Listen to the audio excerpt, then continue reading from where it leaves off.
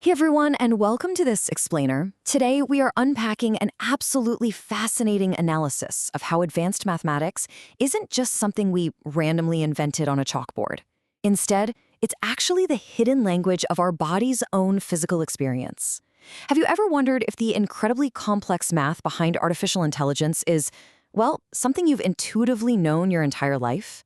Because today, we're going to explore how the cutting-edge algorithms of machine learning map perfectly, and I mean perfectly, onto ancient human biology. Okay, let's dive into this. To really capture the core thesis of our deep dive today, I want you to consider this quote.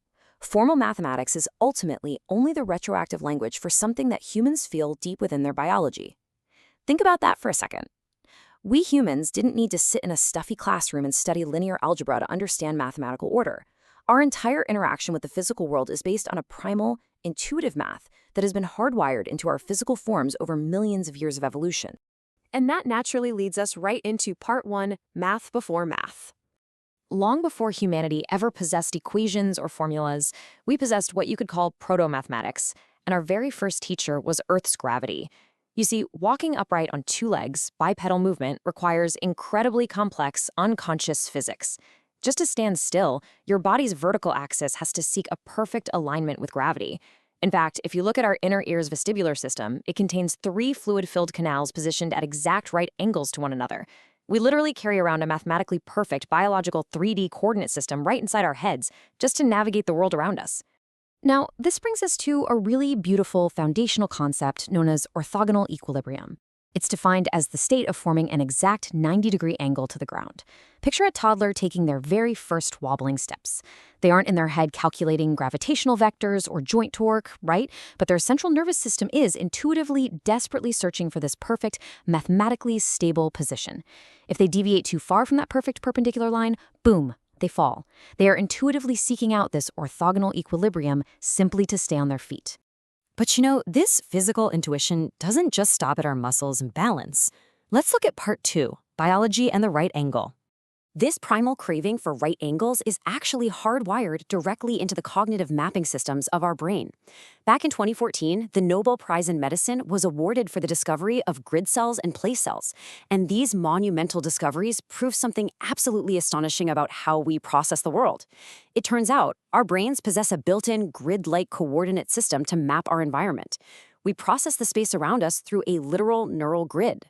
And psychological experiments back this up. They show that we humans process right angles, like clean, 90-degree orthogonal information, so much faster and more precisely than non-orthogonal, chaotic visual noise. Why is that? Well, mathematically speaking, orthogonal lines are linearly independent. They don't interfere with each other. So when we see a perfectly square building or a sharp right angle, our brain actually experiences a profound sense of cognitive relief. It acts as a noise filter. It feels aesthetically pleasing and clear to us precisely because it is mathematically clean.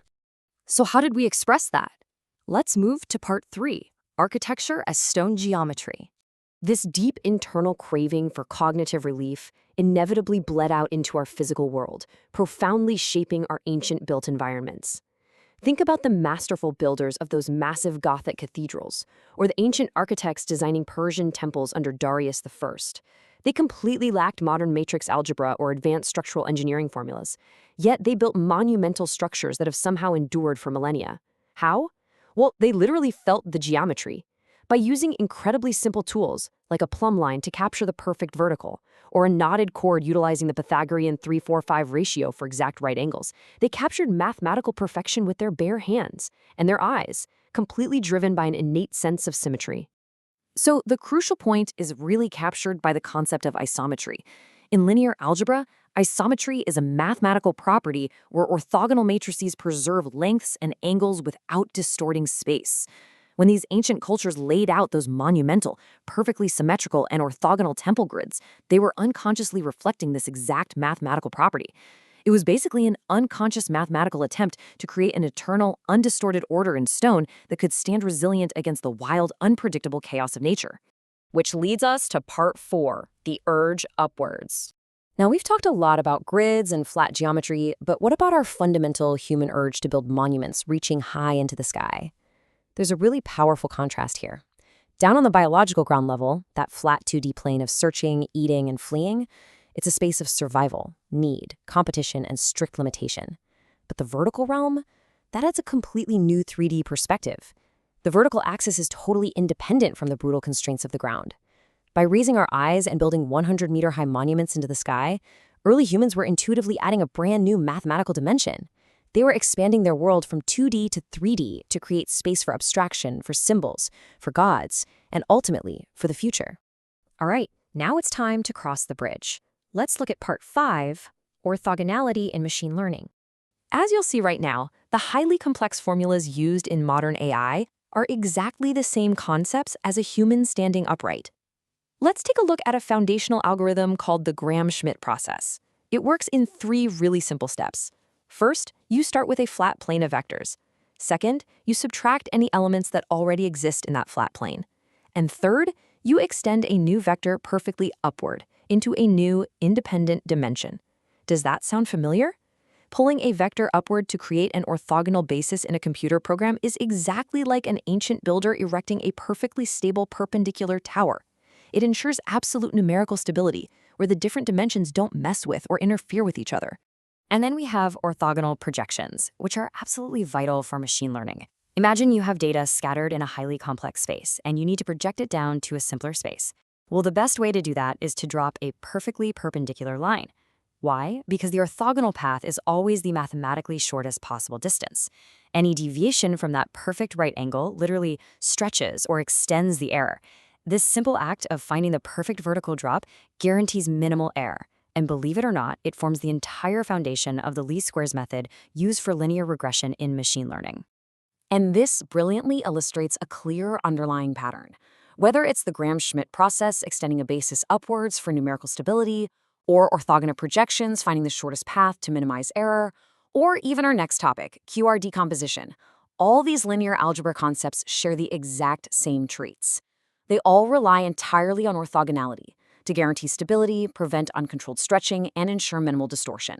Guys, they are all doing exactly what the human body does when it balances itself perfectly. Let's bring it all home with part 6, intuition becomes numbers. Here is where we see exactly how our ancient architectural instincts map flawlessly onto today's cutting-edge technology. Let's look at one final algorithm, Q decomposition. This incredibly powerful tool takes a complex matrix and splits it into 2 parts, Q and R. Q is an orthogonal matrix, and just like the isometric stone temples of the ancients we talked about, Q preserves lengths perfectly without any distortion. It offers tremendous computational and cognitive relief. Meanwhile, R is an upper triangular matrix, which basically means its entries are literally moving upwards. Because it's structured this exact way, it allows a computer to solve complex equations lightning fast, moving from the bottom to the top, just like our innate human urge to build upwards into the vertical plane. So as we wrap up, I want to leave you with a rather provocative question to chew on. Are the advanced algorithms of modern artificial intelligence fundamentally just mimicking the ancient biological balance of the human body? When we sit back and marvel at the stability of a neural network or the precision of machine learning, we might really just be looking in a digital mirror. Studying machine learning isn't just about crunching math. It is, quite literally, studying the hardware of human transcendence. It's the numerical expression of our own biology. Thank you so much for joining me on this explainer, and I truly hope this completely changes how you look at both advanced math and your own 2 feet.